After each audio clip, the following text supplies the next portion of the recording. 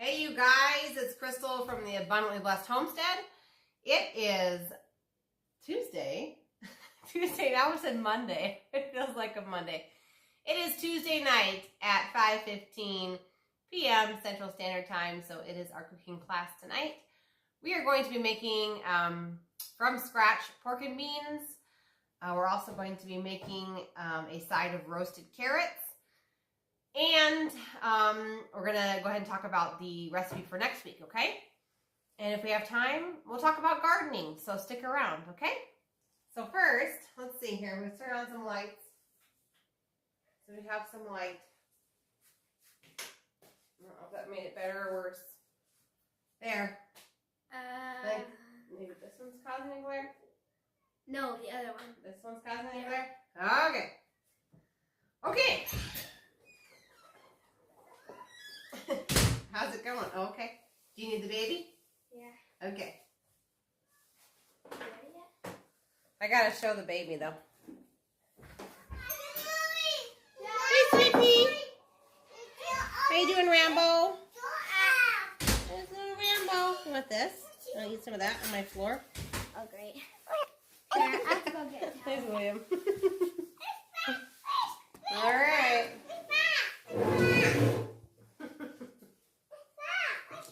That was Rambo the lamb.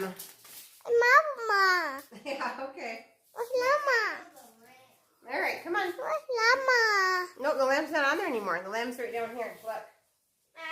Here he is. Why don't you help, Sissy? You guys can take him out there. Just put him back out there. No, it's just minerals, buddy. All right, if you're just jumping on, you haven't missed anything but a really super cute lamb. So that's all you've missed. Okay. So like I said, since there's actually someone on, we're going to be making pork and beans. You know who can? Nevaeh can. I'm going to go turn it on. We're making pork and beans tonight. We're also going to do a side of roasted carrots. And we're going to talk about our recipe for next week. I'm going to give you guys the ingredients for those. And if we have time, we're going to talk about some gardening tips. So if that interests you, stick around. I'm going to be doubling the recipe tonight like I always do. I like to have extra food that's already made. So I'm going to be doubling this recipe, but I'm going to give you guys just a single recipe, okay?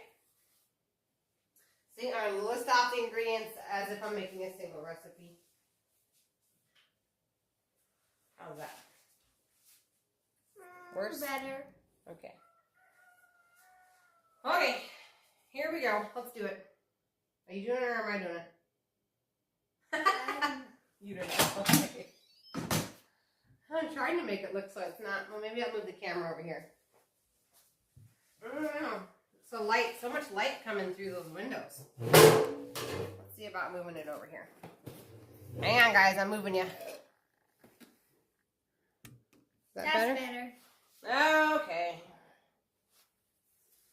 So like I said last week, guys, this is a Instant Pot or a slow cooker meal. If you're using a slow cooker, obviously this meal won't be done until tomorrow. But for those of you who have a Instant Pot, it'll be done in just a little bit. So the first step is to take your choice of either a pork steak, which is what I have. I have pork steak because I bought a whole pork, a whole hog from the butcher. So you're going to have your choice of a whole pork steak, which looks like this.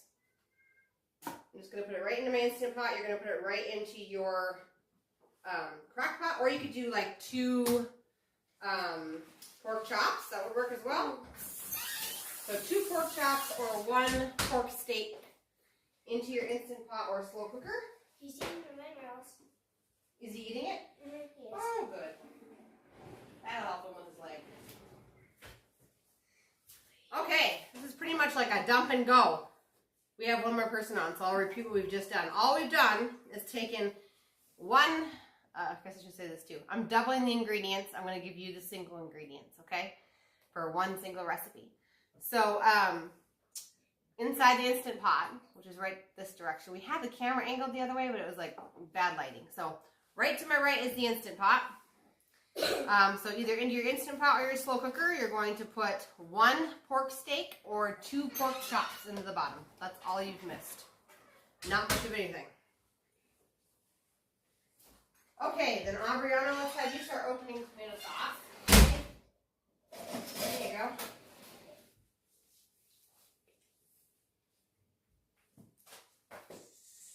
And this recipe calls for 4 cups of fermented beans.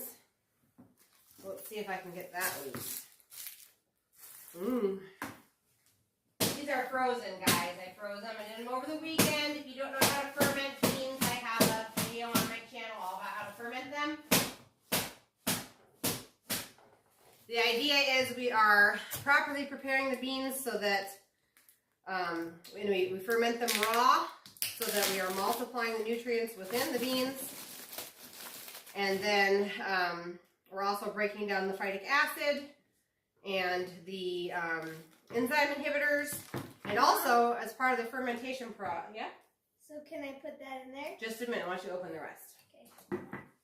Also, part of the fermentation process also takes a lot of the starches and heavy to digest stuff that makes you fart and breaks it down. So, fermenting is definitely an awesome thing with beans. I'm going to grab myself a cup measurement, maybe, if I can find one. I'm going to wash one.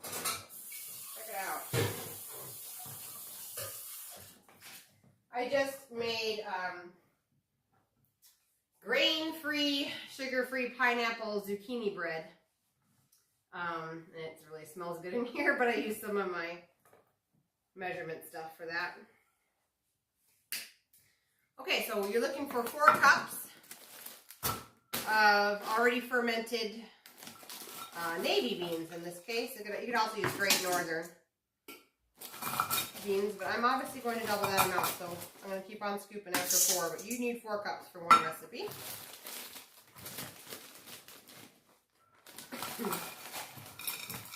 Good job, Brie.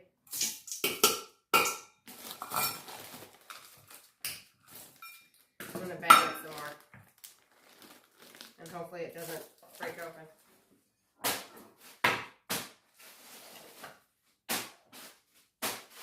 I'm just taking the bag and like lifting it, 8 inches off my floor and then dropping it so that the frozen beans break themselves apart. We're going to say that's 2 cups.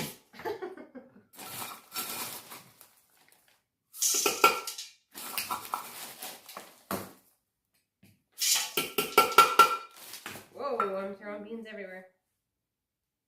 Okay. So what I usually do, because my life is crazy, I've got 5 kids, so I soak and ferment my beans ahead of time. I put them into the freezer, and then I'm able to pull them out when we need them. I can't remember how many scoops I did, so. It's supposed to be 4 scoops for a single 2. recipe. No. I lost track. Okay, so now Brie is going to put in the tomato sauce, which for you guys is 8 ounces of organic tomato sauce right into the Instant Pot.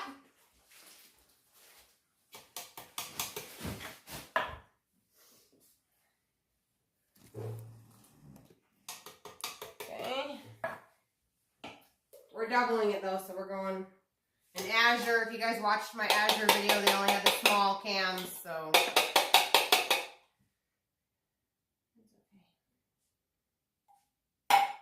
Okay, one more. 8 ounces of tomato sauce. Okay, so now for each, I think we actually put 2 extra tomato sauces in there. That's going to be okay. All right, so we're going to put in 2 cups of filtered water. We just totally doubled the amount of tomato sauce in this recipe. It'll be okay. On accident. I didn't even read the cans, but they're actually 8 ounces. So you need 1 little jar of tomato sauce if you're making this. It's okay. All right, so we need 2 cups of filtered water for you guys at home. And how many for us then if we're doubling it, Brie? 4. 4.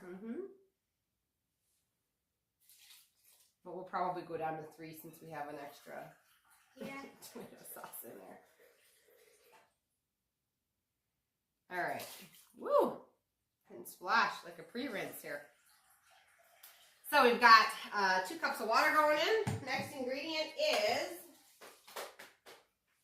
1 yellow onion. You want to chop the onion or should I? You. I figured as much. 1 yellow onion going into the Instant Pot.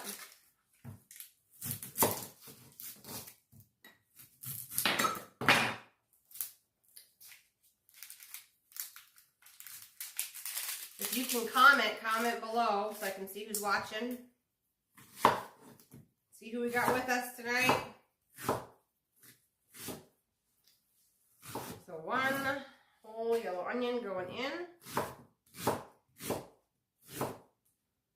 I always double this recipe because if I don't, then it's all gone in one sitting and I'm like, whoa, how did that happen? I've said this before in my other videos, and those of you guys who watch every week are probably sick and tired of hearing this, but keep your peels for making your broths, okay? You can put the broths, the peels into the broth while you're making it, and then you simply just strain everything out for your end product, but it does give it vitamins, minerals, and flavor from the onions. Wow. A little bit of onion zest there. Get off my hands. Is it hitting you too? Powerful. That's a good onion. That's what that means. And I'm not really dicing these that small. Probably would help if I was on camera. I'm just dicing them each half into about 5 slices and then putting that in half again. Because they're all going to get pressure cooked anyway. Let me get rid of some of this here.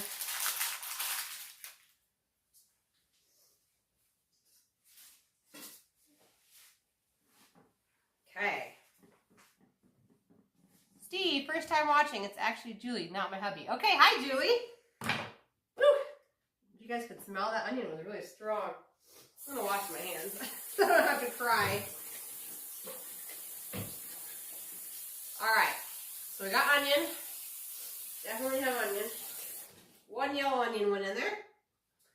Okay, the next ingredient is 4 garlic cloves.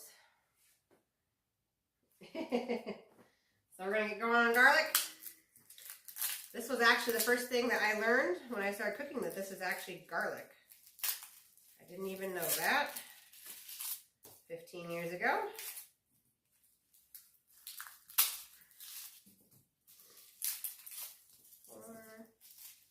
You do not want to use the stuff from the store. If you read on the back, it's not just chopped garlic. They have to put preservatives in there in order for it to keep its color and taste. So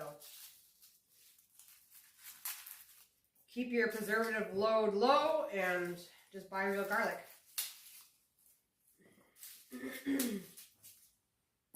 Okay, so if you don't know, yes, I do have an entire, right on the channel, I have, Julie asked, do I have a recipe on fermenting the beans? I've always soaked, but not heard of fermenting them. Yeah, so I've always soaked them too. The reason why I got into fermenting them is because we did the GAPS diet as a family. The name of it is gut and psychology syndrome diet. It's basically a healing protocol that we were on for about 18 months. And as you're coming off of that healing protocol, they have you ferment the beans, and we just noticed such a huge difference for us, as far as like gas and like not feeling good, and not, you know, the bloat. There's no more bloating. It's just a total different experience. So on the channel, I have a video. It's called The Complete Guide to Soaking and Fermenting Beans, I believe is what it's called. It has 2 huge jars with some beans in them as the little thumb picture. And that'll tell you how to do beans. And then I also have a video called How to Ferment Rice, because you can do the same thing with rice. And I have an amazing, as far as using the fermented rice. The fermented rice gets a little bit like, I don't want to say tangy, but kind of tangy. And so, but I've served it to people who don't even eat any fermented food. In my recipe that's up on the channel, it's called beef stroganoff, and it uses rice, and it uses the fermented rice. And I've had people who would never, ever touch a fermented object go ahead and eat that meal at my table and then ask me for the recipe. So it's totally the bomb. And once again, I always get asked this question. I always do. I had another one this last week. Why are you fermenting the beans and then you're cooking them? You're losing all the good bacteria, which is true. That is true. But my family, we eat like sauerkraut, homemade dilly bean pickles when they're in season, beet kvass, kombucha. Like, we have a lot of probiotics going in already. So to me, I'm trying to multiply the nutrients within the bean. Sort of like when you make sauerkraut, the actual cabbage, the vitamin C content in the cabbage is like multiplied. I think it's like 30 times more vitamin C in sauerkraut than there is in cabbage to begin with. So it's kind of the same principle, that we're taking our foods and we're making them more bioavailable and multiplying nutrients in the raw food. Now, you sure could take a already cooked up bean and ferment it. It's just that has more of like a fermented flavor, and then obviously you wouldn't be multiplying the nutrients anymore because that actual food item is not raw. If you want to, Brie, you could start Chopping carrots. chopping carrots if you wanted. Yeah, that'd be fine.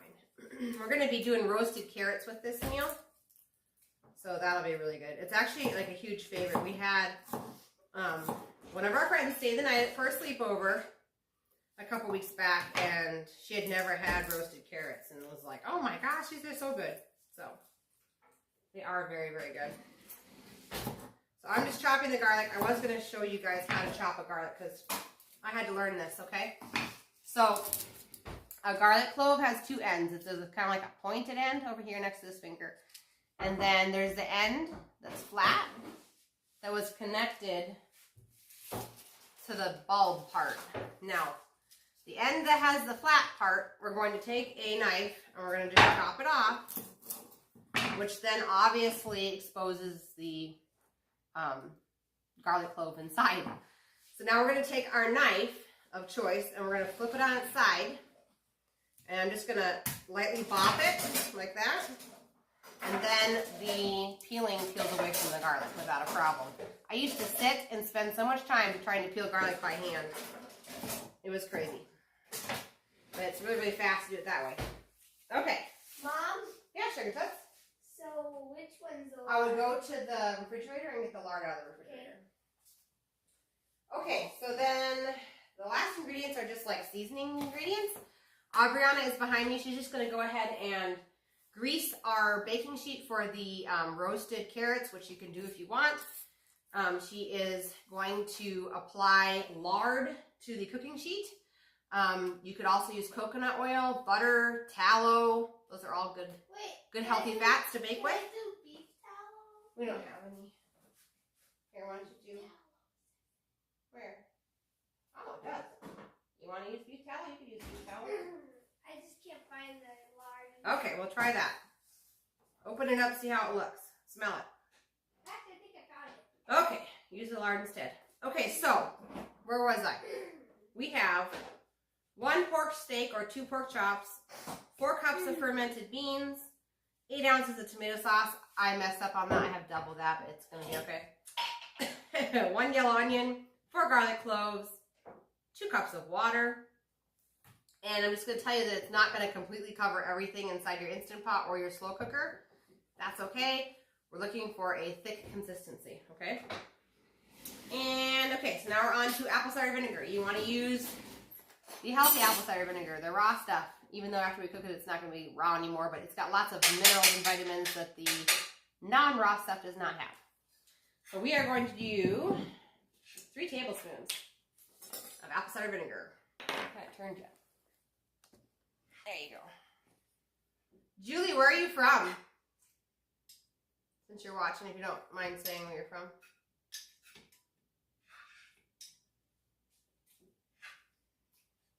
Okay.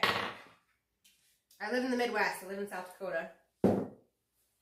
I'm always curious like where people live. It's kind of fun. Okay, the next ingredient is molasses. So I've got black strap molasses. I buy this from Azure Standard. After I post this live, I will put my link down below in case you've never ordered from Azure and you'd like to use my link. That would be awesome because I'd get like a little share credit for you ordering, which is great. And then once you set up your account and you've ordered, you can do the same with all your friends. And you get 25 bucks off your next order when that happens. So, okay, molasses. We are looking at 2 tablespoons. But I'm actually like not going to put the molasses away because I'm going to do a little switcheroo tonight, which is kind of like my little passion of switcherooing.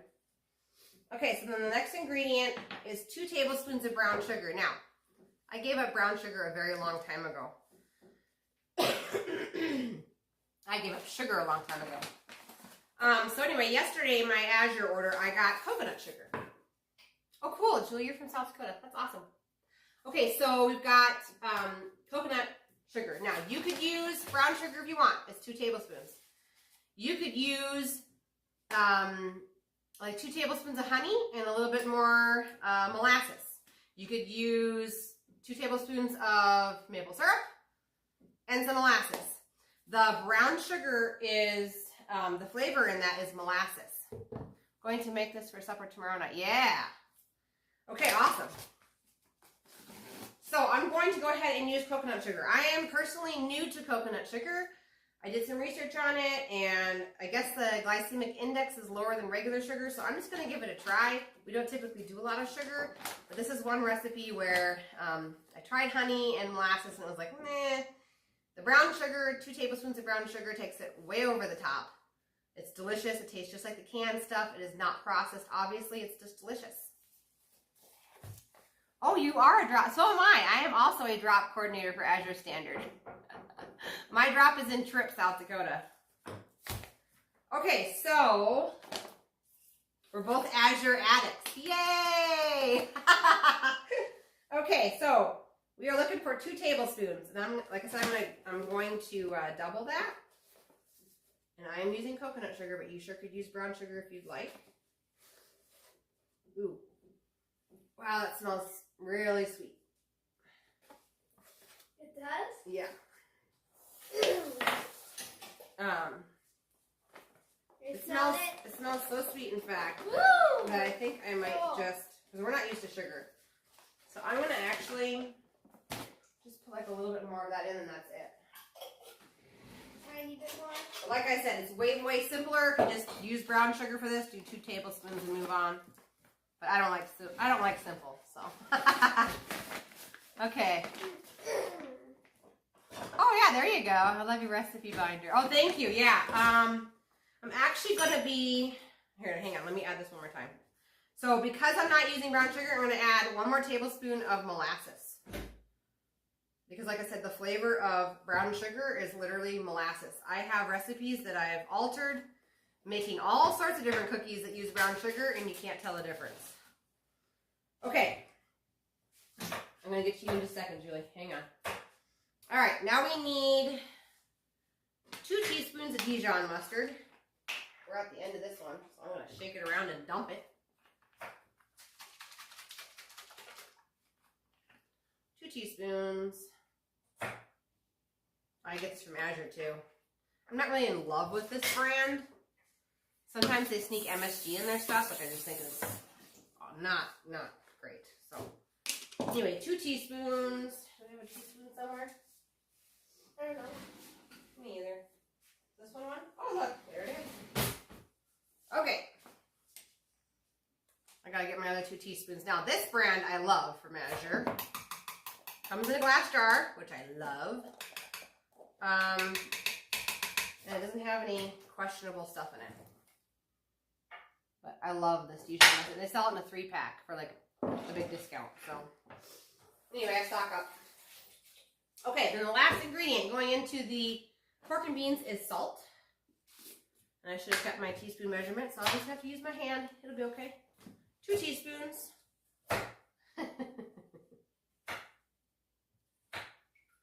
Okay, that's all the ingredients. Now, Julie said, I love your recipe binder. Yes. Okay, so this is my recipe binder. It keeps getting more and more and more thick. And I do have the eventual goal of putting out a recipe book. But I have to find the time to do that. I have a farm to run. We grow a lot of our own food. And I have 5 kids. So maybe it'll be like a typing homeschool project next winter. I don't know. But I would eventually like to get a cookbook going. Okay, so I'm going to close this Instant Pot in just a second. I gotta get some gunk out of it. Then can you put this recipe in? I sure can. It's gonna take me a little bit because it has to upload to YouTube, but I sure can. Okay, so I'm just getting stuff out of my. We spilled some ingredients. Okay, I'm closing the Instant Pot.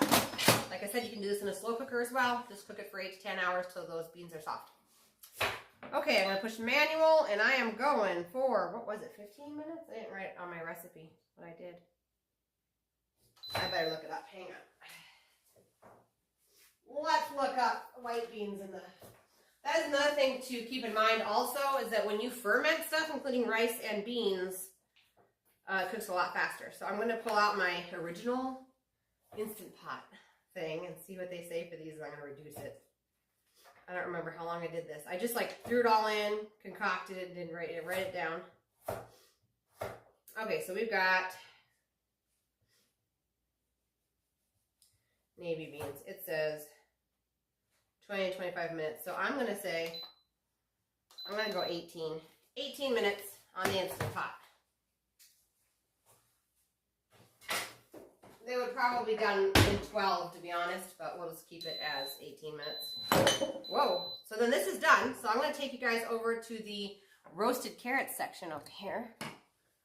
And we'll see what we got. How's it going, Bree? Good. Oh, good. Bree's chopping carrots. Do you want some help? No. Okay. So don't chop your fingers off. I'm not. Okay. So she just went ahead and she lined the pan with lard, like I said before. And now we're just chopping carrots. But you don't want my help. Nope. So maybe I'll read the recipe for next week. How's that sound? Good. Okay. So we'll turn it this way. Okay, so the recipe for next week. I gotta find it. It's in here somewhere. I have a passion for, actually, a little bit of an announcement. For those of you, you guys know that I follow the recommendations from the Weston A. Price Foundation. If you've never been on their website, it's pretty awesome. It's just westonaprice.org. And my big announcement is that the Weston A. Price Foundation actually is going to feature one of my recipes on their website. They have a little section that's called Recipe of the Week, and so they are going to be featuring me. I don't know when yet. I just submitted the recipe, but they are featuring my recipe for crispy liver chips on their website. So anyway, that's kind of exciting. That'll be coming up. Okay, so we are looking for the recipe for next week. We're not in the breakfast stuff here. Hang on. You know what's in here because I actually just put it in to make sure. There it is. Next week we are making beef burrito skillet. That sounds really good. Doesn't that sound really good? Yeah. So I'm going to double this like I always do for my family. I have 5 kids. Sometimes we eat like 12 people instead of 7. So I'll let you be the judge for your family, but I'm going to give you the recipe just for one times the recipe. So we're going to need 1 pound of ground beef, 3 tablespoons of taco seasoning. If you don't know how to make your own taco seasoning, I have a video on that. It's like a 3-minute video. It's super easy.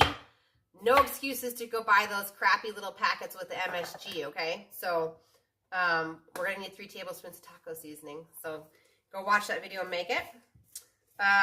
You probably already have water, most likely. You're going to need 1 cup of salsa. And then this is where it kind of gets sticky because the easy thing to do is canned beans. It's not the most nutrient dense. So I have canned beans that were soaked and fermented, and then I home canned them that I will be using next week. You could also take your fermented beans and cook them in a slow cooker or Instant Pot before the show and use them. That would be more nutrient dense than using canned beans. If you don't want to do any of that, if your time is short, just grab a 15-ounce can of like black beans, red beans, something like that, okay? The next thing also, if you're short on time, there's a shortcut. We need 6 corn tortillas. Now, I'm going to be making mine from scratch. I'm going to try and do that ahead of time. Last time it was fun, though. The live went for like an hour and a half, and we made them live. So we'll just have to see what my next Tuesday brings. But we need 6 corn tortillas. 1 cup of shredded Monterey cheese. You could get Monterey Jack. You could also use cheddar if you wanted to. Totally fine. You're going to need half a cup of sour cream and 1 yellow onion. It's a super easy recipe. And some salt. So that's all there is to that. That's next week. And I could put that in the description too, Julie, if you'd like. Is it Julie or Judy? I can't remember. I'm going to scroll back. Julie. Okay, I got it. It's Julie. All right, so she's just chopping away. Still chopping. I'm going to help you with just a couple, okay? Okay.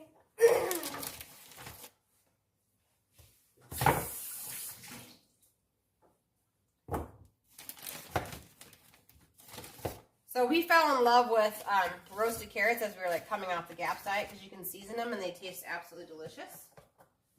And we've done this as a side to another meal, but this is the reason why I buy, I'm going to slide this one out. The reason why I buy 25 pounds of carrots every month is because we use it sort of like a frozen vegetable or a side. I buy the number 2 quality carrots from Azure because they're only $25 for 25 pounds of organic carrots. I've never had an issue. I mean, you'll get carrots that are kind of twisted or like not really perfect, but I mean, they're completely edible. Good job, Bree. I've also taken the same recipe and like chopped up and covered my baking dish in like a mixture of 50% carrots, 50% potatoes. And just season them all the same. That's really good as well. You could also use the same seasoning on rutabagas if you are trying to avoid carbs. You can go to the store and buy Purple Top, or Azure sells them as well. Purple Top rutabagas. Just make sure that if you are buying them in the store, you buy them softball size or smaller, or you will get a bitter rutabaga. So you want to aim for smaller ones. Okay. Julie says, I'm going to get that natural value mustard. I haven't tried that before. Oh, this other one?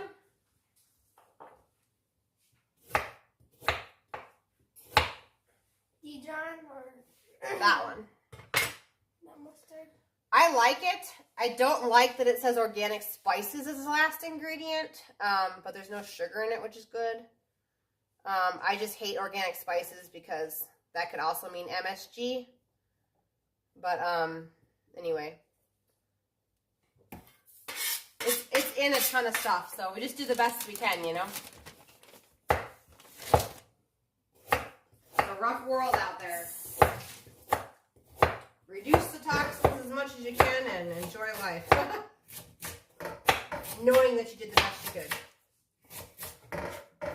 But that mustard is like really cheap. You can get it in the 3-pack as well and get an even bigger discount, which I'm sure you know because Julie's a drop coordinator as well. So where is your drop, Judy? Julie. Why am I calling you Judy? Julie. We have a Judy that usually watches, but she couldn't watch tonight because she had a dentist appointment, so she's 2 hours behind us.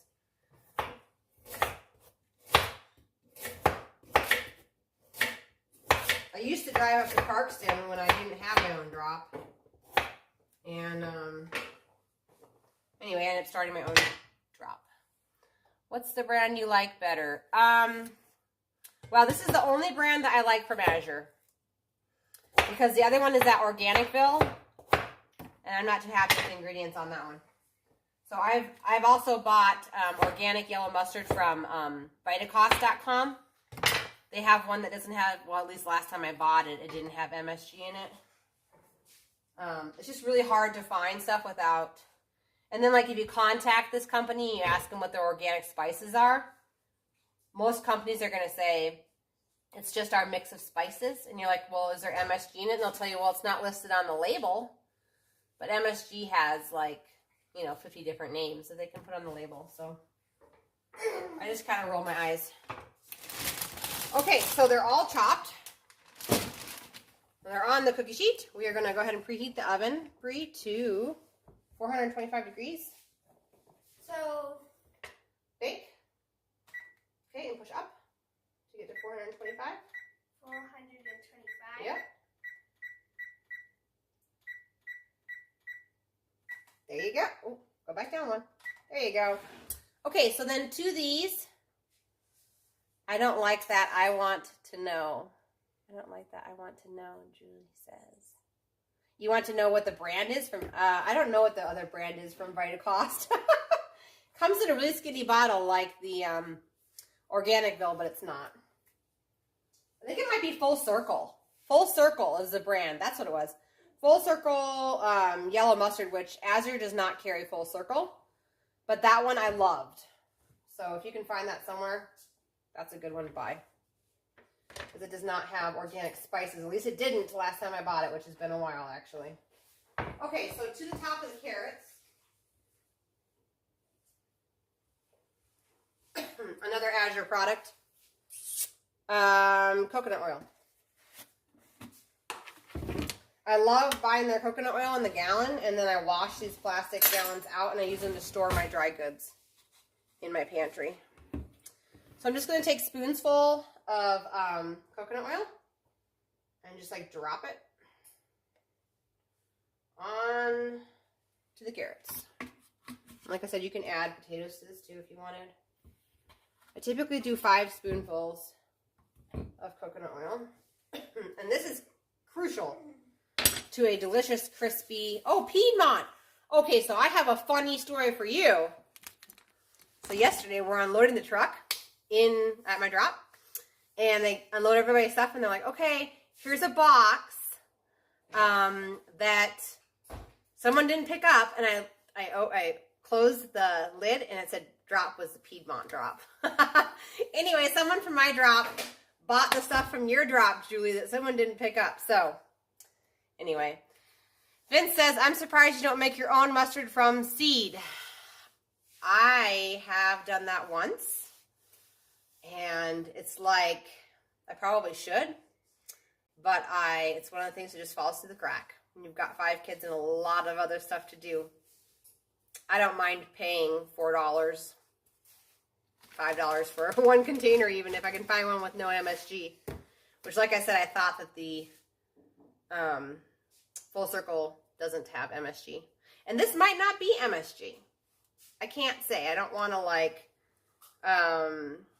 I don't want to throw this company underneath the bus because I don't know. I have not called them.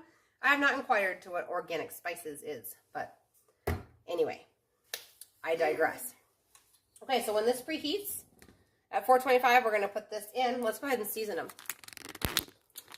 Julie says, shoot, we were actually missing that, but they didn't look down. Okay, so that's my next pet peeve about being a drop coordinator is like last month, I said this lady's missing her entire order. It's all in one box, and they wouldn't look for it. So anyway, that wasn't a very nice driver, though. I wasn't very impressed with him. So anyway, I think it was like 2 bags of flour and quinoa, I think. Anyway. Okay, so we're going to season this up. And, where's it at? Paprika.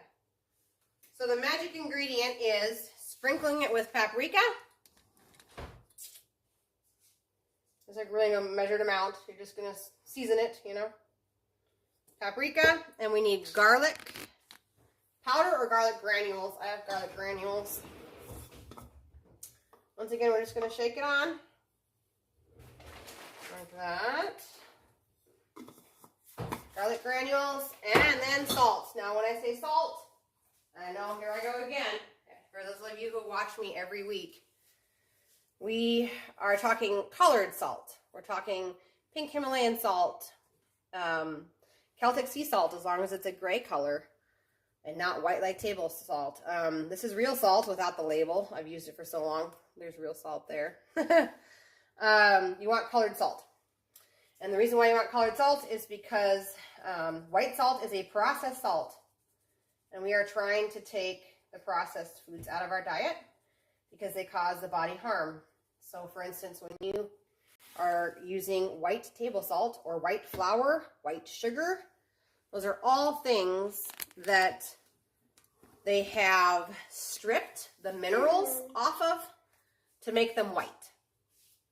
So the problem with that is that the creator created salt with color in it.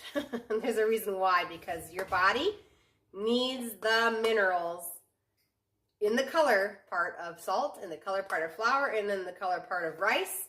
The color part, anything that's white is missing the nutrients your body needs for you to assimilate what you're eating and not have a problem.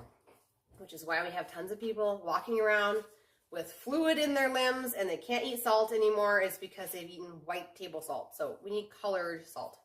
So I just sprinkle it on the carrots, and as soon as our oven is preheated to 425, then we will go ahead and put it in, bake it for about 20 minutes. Julie said we were missing flour from her order. Okay, yeah, it was like 2 5-pound bags. That sucks.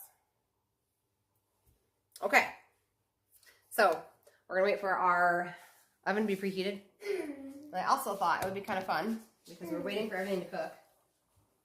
If you have to go, you can click off. If not, stick around, because I like the open conversations that we often have on here as a community. And so I figured we could have an open conversation about gardening, because that's kind of like where my life is right now, is going into the gardening. It's getting kind of nuts and crazy. I mean, the world is too, but on the farm, because it's getting time here to plant. We're about a month early over here. I think our last frost date is actually coming up rather quickly. Usually it's not till May 15th. And it's looking like we're not going to drop below freezing starting like next week, which is unheard of. So we've been working to assemble my huge greenhouse. We got it staked down this last weekend, and I think we're about 2 weeks out from getting the plastic on, depending on how the rest of it goes. It's kind of a huge project. But anyway, I need to start my seeds is what I'm getting around to. So I know some of you, I haven't done a ton of gardening videos. I know some of you don't garden, and that's okay. But I would urge you that if you look around and see food prices going up, even if you don't have shortages where you are, you might want to consider growing a little bit of food for yourself. Potatoes are extremely easy to grow. You basically take a potato that has eyes on it, put it in a bucket with some dirt, and make sure you water it. It's pretty easy. So if you can just grow a little bit of something for yourself, then you ensure that you have some source of food if food shortages ever reach you, or it's basically food price inflation security. So you've got food that you can eat that's not super expensive. So anyway, I know some of you guys have asked me in the past, where do you buy seeds? All that jazz. So I just figured I took some notes from all the past comments, messages, all that stuff. And I just figured I would talk about that while we're waiting for stuff to cook. And if you guys have questions or if you guys have suggestions, please leave them in the comments below, because I love to bounce ideas off of each other. I'm going to list off like where I bought seeds, but if you know a company that you order seeds from that's absolutely amazing, put it down in the comments. Let's share, bounce ideas off of each other so that we can help each other. So where do I buy seeds? That was one of the big questions. So I buy garden seeds from a variety of places. I used to order all of my garden seed from one place, and that place I still order a little bit of seed from. That company is called Morgan County Seed. So if you type in Morgan County Seed, yeah, morgancountyseed.com. ciderseed.com. I do not recommend ordering online. I recommend, it's just like a family-owned, operated seed company. And so they don't spend a lot of time on their website updating their quantities that are available. So my suggestion is you get on their website, though, and their phone number is right at the top. And I would just call them and ask for a catalog to be mailed to you for free. Or you can get online and on their website and look through and see what they have available. Write down the SKU number for what you want and how much that you want. And then call them with your order. That's the way I would do it. But they have some organic, and it's supposed to be all non-GMO, but the thing I like about them, or have liked about them in the past, is that like you could buy a whole pound of green bean seed for like really cheap. You don't have to get a whole pound, but you sure could. And I like being able to get a whole pound, because if I can have some seed for next year, that's what I want to do. So, but they still have amazing prices on just packet size. But the thing I have not liked about this company is that when I first started ordering 10 years ago, they had a ton of untreated seed available, and that seems to be shrinking, which I do not like. But they still do have, you know, quite a good variety. So that was morgancountyseed.com. Let's see, the next place I order seed is Vermont Bean Seed Company. I buy my pole bean seeds from them. I buy, I don't know, just like random stuff, but mainly like specialty green bean, you know, pretty little purple green beans, or, you know, that sort of thing, from Vermont Bean Seed Company. So that's vermontbeanseedcompany.com. The third place that I order, and I'm going in order of like, I love these companies, would be migardener.com. If you don't know who M.I. Gardner is, he lives in Michigan, hence the M.I. And he has his own YouTube channel. So if you don't know how to garden or you need gardening tips, he's a pretty awesome channel to watch. And on YouTube, he's just M.I. Gardner. But they have an entire website where they sell all of their own seeds for like $2 a packet, I think it is now. Might be a little bit more with inflation this year, I'm not sure. But really affordable seeds. They're all heirloom seeds, which is important. And it's just a family. It's just the way that they make their business. So they also sell a really amazing fertilizer. It's called Trifecta. He developed it himself. I personally never used it. I just watch his YouTube videos and he swears by it, and it seems like it's always sold out. So I'm going to say it's a good fertilizer. Next company would be Baker Creek. Nothing wrong with Baker Creek seeds. I just tend to want to get what I can get for as cheap as I can get it. And those type of other seed companies are kind of like gearing more towards like the rare seeds and stuff, which come with obviously a higher price. And I completely understand that, but I'm just trying to grow food for my family. I don't really care if it's a rare seed or a rare bean or a bean from 1800. Like, I don't care. I just need a green bean. You know what I mean? So, but occasionally I will order something from them. The next company, which I just ordered from them this year, was True Leaf Market. Oh yeah, see Julie. Julie says True Leaf Market has great seeds too. We use their cover crop seed to overwinter our garden. Awesome. I've actually never done. Actually, no, I can't say that. I did cover crop 1 year. It was when we lived in town, and I covered my whole garden in it. I think it was winter wheat, but I don't really know. But anyway, it seemed to help, which was good. I haven't done it here on the homestead yet. This will be my 3rd year in this garden spot, just trying to figure things out. But yes, True Leaf Market has really great seeds. And actually this year I ordered, what did I order from them? I ordered celery. I've actually never knew I could grow celery here. And I went 2 miles down the road to my new friend and neighbor's house, and she had celery growing in her garden. And I was like, I didn't think we could grow celery here. It was such a funny moment. So anyway, she's actually the one that told me about True Leaf Market. I think that's what, trueleafmarket.com, I think, for that one. And then the last place that I order seeds, if I can't get them from anywhere else, which sounds really pathetic, is Albert Lee Seed. I believe that's albertleeseed.com. They're in Minnesota, Albert Lea, Minnesota. They have a huge variety of organic seeds. Now, when I shop for seeds personally, I'm looking for heirloom, at a minimum non-GMO. If they're not heirloom, I just want to make sure they're not hybrids. And the reason why I don't want hybrids is because when you save the seeds and you go to plant them, you won't get the same plant that you had last year. So I want something that if I'm going to save the seeds and be more self-reliant and less dependent on someone else, then you don't want hybrids.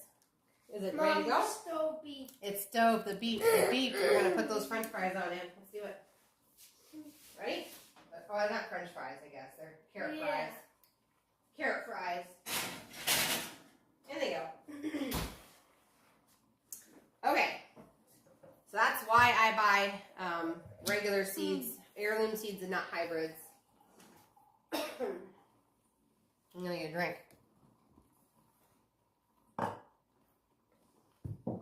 Okay, so then every year I also buy onion plants from Dixondale Farms. They're on the internet. You can order through their website. I already talked about MI Gardener's fertilizer, but I really have fallen in love with this other fertilizer, which is another reason why I haven't bought MI Gardener's. I'm one of those people that I'm trying to like rebuild the soil. So I'm applying, animal manure, allowing the goats to run loose in my garden when I don't have a garden. Just like trying to really put stress on the garden as far as animal manure and urine in the fall/winter, and then that feeds the soil. And then I end up covering it with straw or like appliance boxes from the appliance store. I stake them down, just a way to cover the soil to keep in the moisture, because obviously we are in a drought. And even if you're not in a drought, who wants to water their garden more than what you have to? So, but what I was getting around to saying is I buy a fertilizer, which I get locally here, but they ship all over the United States. And I highly recommend it. It is a dry powder that you mix into a water ratio, and then take one of those hose sprayers that you put like Miracle-Gro in, and you put it in the bottom. And you just water your garden with it. You spray it directly on the plants, even tomato plants. It goes against all the rules, guys. And basically within the first minute, you'll see the plant actually soak all of it in. And I love it because you can use it on your yard. You can use it on your garden. You can use it on fruit trees. You can use it on shrubs. You can use it, everything that grows absolutely loves it.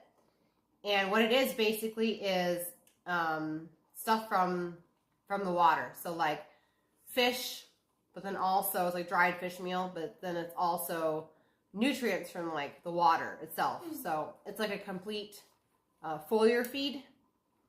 And I've actually had cabbages that had holes in them heal their holes all the way closed.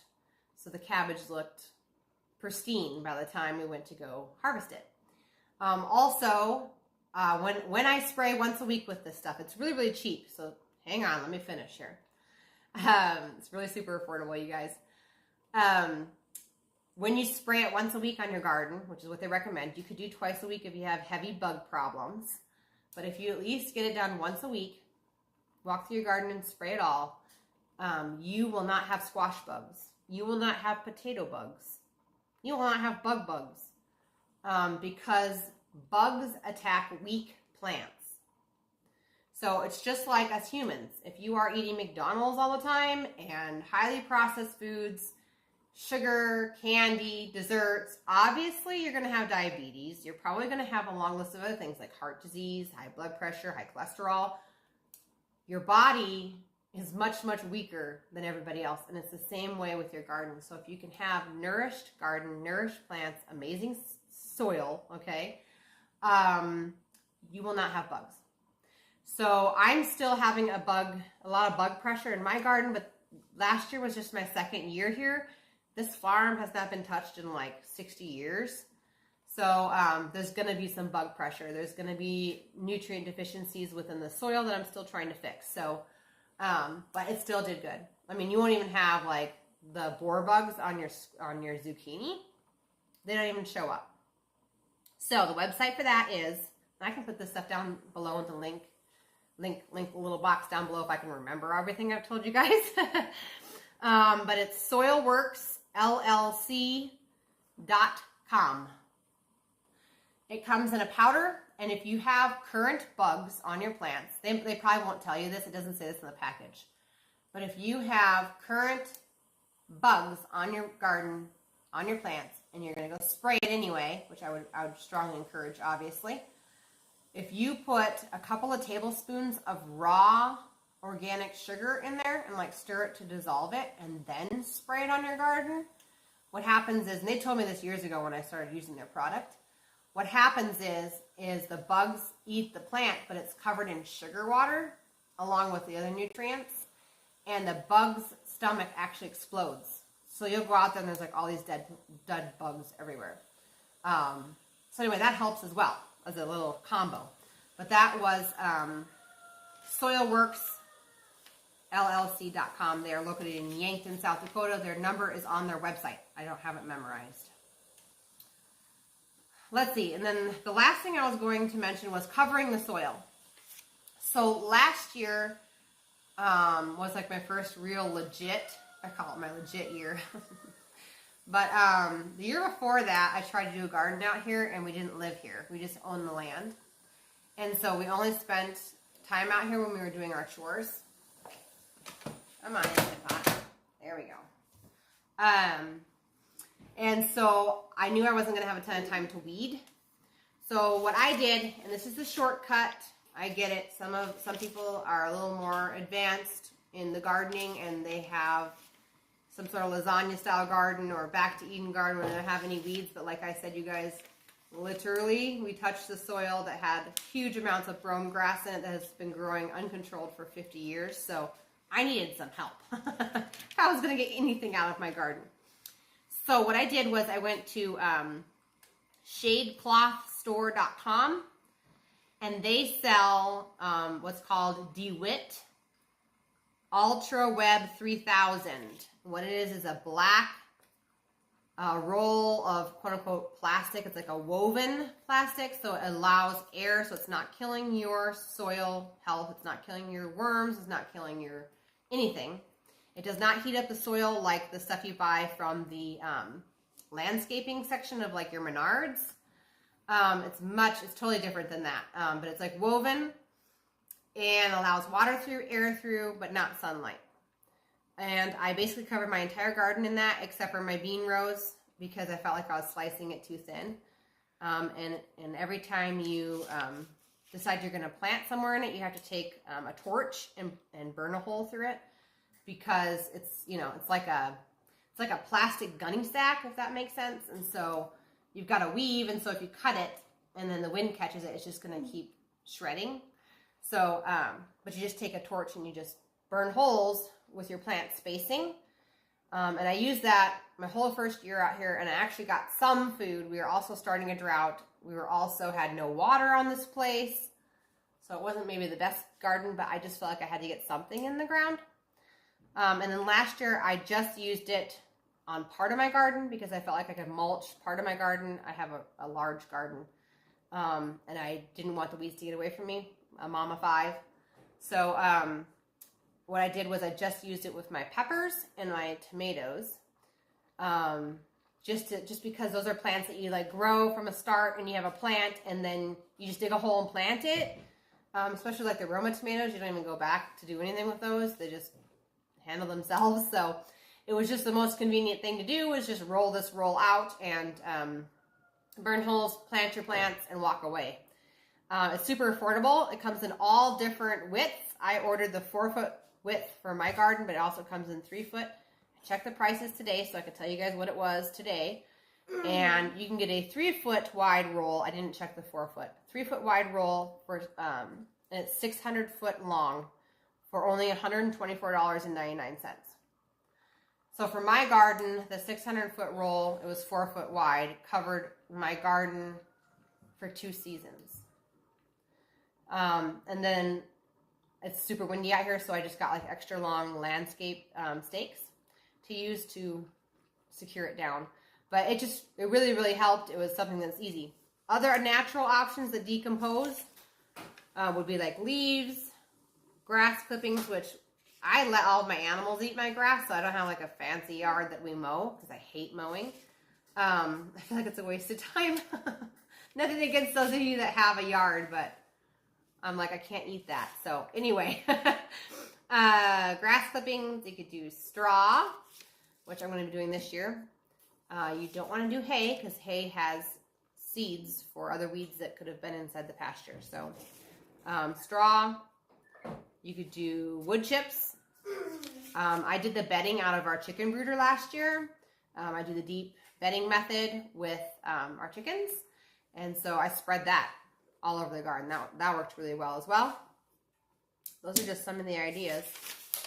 And that's all I got. And then I guess if you have never gardened before and you're going to try this year, grow what you eat. So if you eat potatoes, then plant potatoes. If you grow green beans and you're going to eat them, that's great. But don't grow something that you're not going to eat just because it's cool looking, because you're not going to eat it. So don't take up that space in your garden. What else? I don't know. We're going to be doing our doubling our garden space this year because we have a greenhouse going up. So we're putting up a 25-foot wide by 46-foot long greenhouse. And the idea behind that is not to grow year round because I would literally kill myself growing food year round. I need a break just like everybody else. So, but it is to extend the season. So once we get the plastic on, we should be able to grow further into the winter, depending on the weather, and then be able to start things earlier in the spring. So that would be the goal behind having a greenhouse. But those are my gardening tips. We've got 16 more minutes on the Instant Pot. How are the carrots going? Do we have to flip them over or not? Well, are they looking kind of cooked? I don't know. Not quite yet. So the carrots will get like a really delicious, yummy caramelization that happens on the ones that are touching the pan. And that only happens if you put all of that coconut oil on the top. So they're basically like being fried, but like in an oven.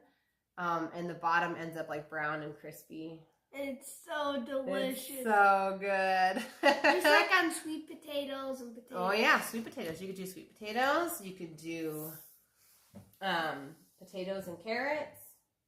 Well, I guess we used to do it with the rutabagas. Yeah. Yeah. So it's awesome. I don't know delicious. about asparagus. Oh, I don't know. I bet you'd be good with asparagus too. A little bit of paprika and garlic powder and some salt. I think that would be good. Yeah. Yeah. So anyway, that is my little gardening thing for right now. I also was thinking about getting one of those garden soil blockers this year where it like compresses your potting soil and puts it into blocks that you plant your seeds in instead of using plastic trays. But I didn't because I still have almost all the trays from last year and I needed to get a few more trays for this year. But I couldn't see throwing the good plastic trays away, and so I just bought a couple more. Well, it was more than a couple, wasn't it? Yeah. I bought a whole box of plastic ones. I bought them off of eBay. But anyway, so that's how I'm going to be starting them this year. But every year I think about doing the soil blocker, and every year I don't. So one of these years I will. Maybe I'll ask for it for my birthday or something. I think they're like 40 or 50 bucks. I don't know. Anyway, we've got, I'll show you guys the yummy bread that we made earlier. It's over here. It's cooling off.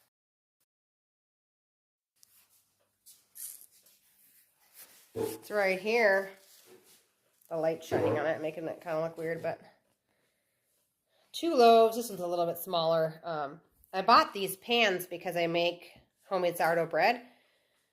And they are great stainless steel, commercial grade bread pans, but they're like extra big. But it makes a really good like sliceable loaf or like sandwich bread. But like the difference is, see, that one's like a square or like a rectangle, and this one's not. So anyway, it kind of messes with your recipes a little bit. But anyway, this is really good. This is pineapple zucchini bread that's grain-free and sugar-free. The only sweetener is honey, and you sure could swap that out for homemade stevia. If you don't know how to make your own homemade stevia, I do have a video up on the channel, how to make your own homemade stevia. Go watch it and save yourself some money, because that stuff is expensive. Those little drops. Crazy. Okay, so basically, we're just waiting for the carrots to cook. There's really nothing left on those. We'll take them on out when they look like they're done and they're soft and ready to eat. And there's really nothing on the pork and beans either. It's just kind of going over here. It's got 13 minutes left, what the little digital thing says here. And so once they're done, we'll just let it sit for about 20 minutes. And it's going to start to come down from pressure, but usually it still has pressure. So I let it sit for 20 minutes though, and then I let the pressure out. If you're doing this same recipe in a crock pot, just let it cook for 8 to 10 hours and then stir it and serve it on up and eat it. But it's kind of a dump and go meal, which is great. And next week is that beef, what was it? Beef something, I don't know. Beef taco skillet or something? Ah, well, anyway. Mexican. We already read it earlier, so if you're just jumping on, the recipe is somewhere in the middle of this video for next week. Anyway, if anybody else has any questions or any other topics to talk about, comment down below, and we'll stay on and keep talking. But if not, then we're going to skedaddle. I did a little project today while I'm waiting to see if anyone has a comment. I am getting my feet wet as far as sprouting goes. Someone suggested to me about 4 months ago, you ferment everything, why don't you sprout anything? And I thought, because I've never done it before. Anyways, this is wheat berries, and I'm sprouting them, but my little DIY project was, we have a screen door that needs to be replaced, so I took a pair of scissors to it today, and I cut it into little sections, and I cleaned it, obviously, and then I just put it on the top of my jar for my sprouting top, so that when I go to drain this, I can just invert it upside down and it drains out, and then it allows air in for the sprouting wheat. So I'm sprouting my own wheat because, number one, it's super expensive. If you guys have ever bought sprouted wheat berries, it's expensive, about double the cost. And then also my husband wants to eat fried gizzards this weekend from our homegrown chickens. And so I'm going to sprout the wheat for it. I'm going to rehydrate it. I'm going to grind it. And then I'm going to make the batter for the gizzards.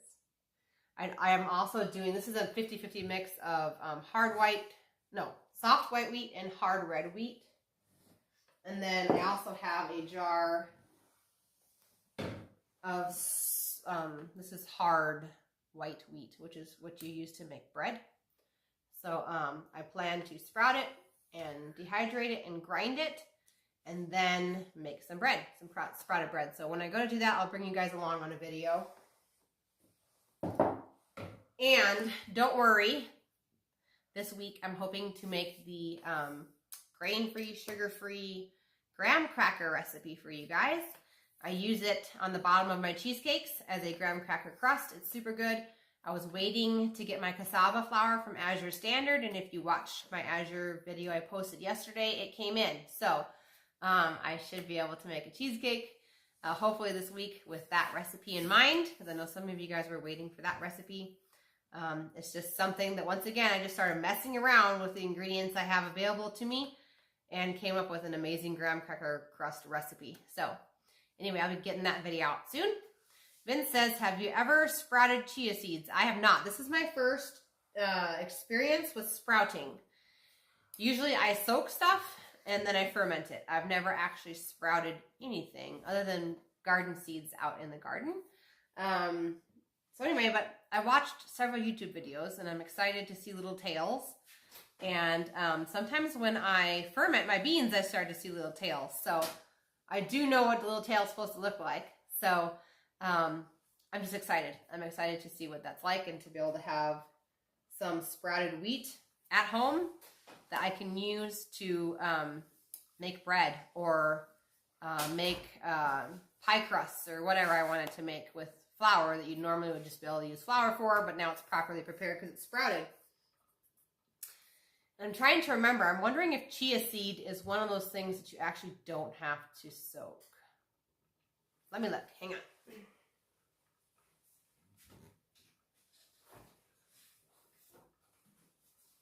So I'm pulling out my manual. If you guys don't have this book, you should. Even if you're tight on money, you can go to like abebooks.com or any other thriftbooks.com, any other used book site and get this book for like under $20. Nourishing Traditions by Sally Fallon. I'm going to look in here and see. I'm pretty sure that chia seeds are one of the ones you don't have to soak. But I don't use them enough to be able to tell you for sure that you don't have to soak them or sprout them. So let's see if they have an answer on here. I know I was reading about it this last week because there was a question that came up in one of the groups I'm part of for Weston A. Price, and they presented an article that was talking about phytic acid and how, like, it doesn't matter how much soaking, fermenting, sprouting that you do, there will still be a small amount of phytic acid within that plant that you're eating. But it's not about totally eliminating phytic acid or even the enzyme inhibitors. It's more about reducing them. Everybody has a limit, and everybody's limit is different. That's why each of us could not eat the same diet and be the exact same healthy, because each of us has different things playing into our health. So, anyway, they were talking about it in there. I don't know if I'm going to be able to find anything in here, but I'll go to the seeds and see what they say.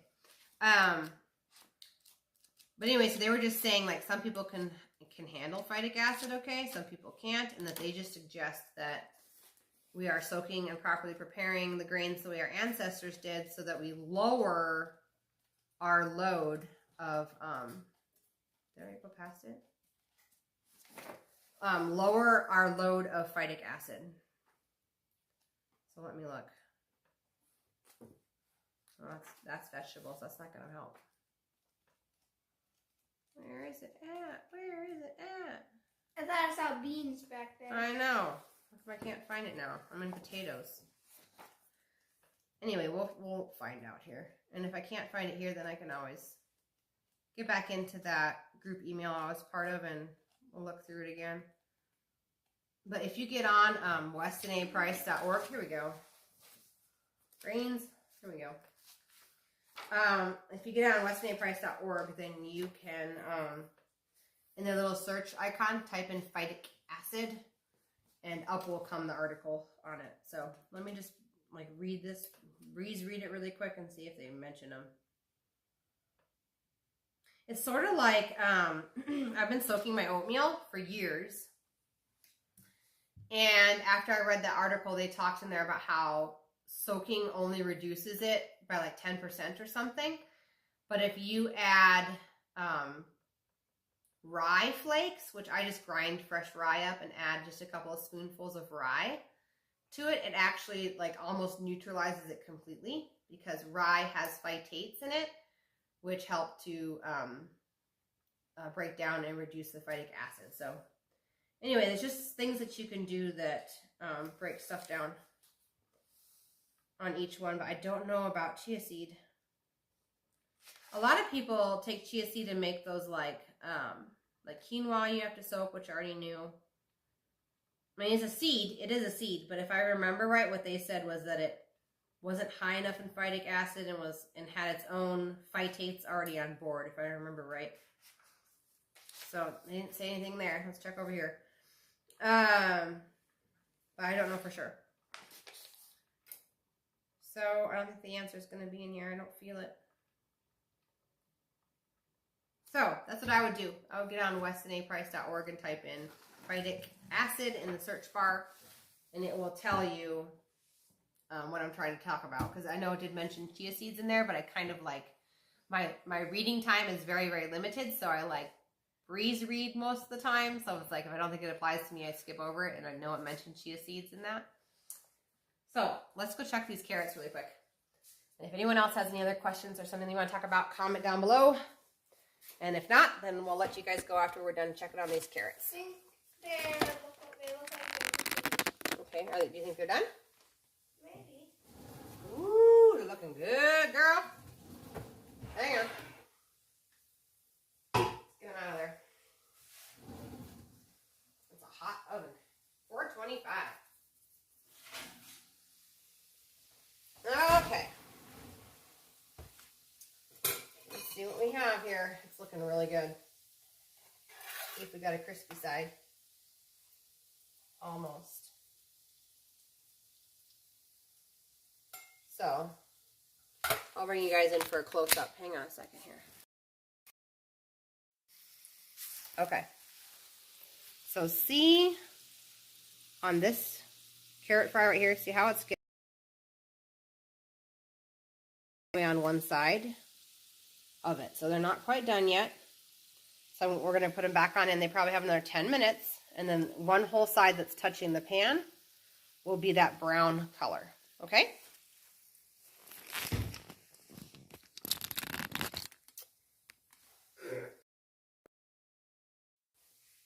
Okay, so back in they go. That's our answer. They're almost done though. And you could totally eat them right now. It's just, we really, really enjoy the crunch of the browned carrots. It's worth the wait for another 10 minutes. Should we set a timer? Sure.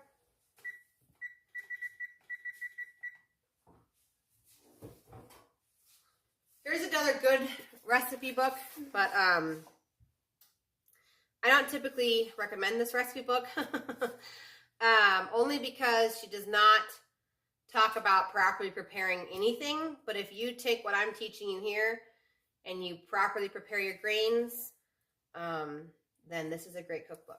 So it's the Prairie Homestead Cookbook. It's by Jill Ringer. It is a little bit expensive. I bought mine secondhand because I think they were like almost $50.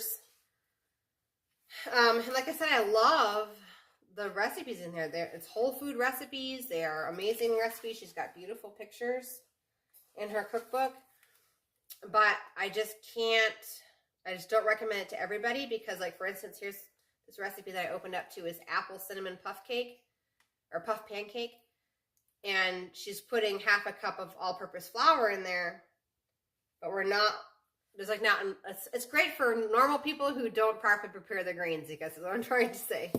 So you can sure swap it out for sprouted wheat flour and probably just fine. But anyway, if you're a little more advanced like I am and you know that you should be properly preparing your grains and your flours and everything like that, it's a great cookbook. Our Instant Pot's done already. So 8 minutes on the stove. It's got to sit for 20 more minutes. So, all right, guys, that is all there is to this cooking class tonight. I hope you guys learned something new. And I had fun. I'm glad you guys are commenting tonight. I love that. We have several people missing, though. We have Judy missing. Yeah. We have Daniel from Colorado. So if you guys, Carl, you're missing as well. Second week in a row, buddy. Where are you at? Let's see, who else? I don't remember. There's Betsy. That had C on there. I don't remember her name. Anyway, you guys are all missed. So you guys weren't here tonight. We missed your presence. And if you watched the replay just for fun, comment down below so I know you guys saw it and you guys are still watching. And I'm sure you guys are. You guys have been with me for a long time. So anyway, I hope you guys have a great night, and I'll see you guys next week. And like I said, I'll get that video out soon with the cheesecake graham cracker crust. It's really good. It's really good. It really is. You can make it into graham crackers as well. So that's all there is for tonight, you guys. You guys have a great night. Thanks so much for tuning in and watching and commenting, and I'll see you guys in the next one. Bye.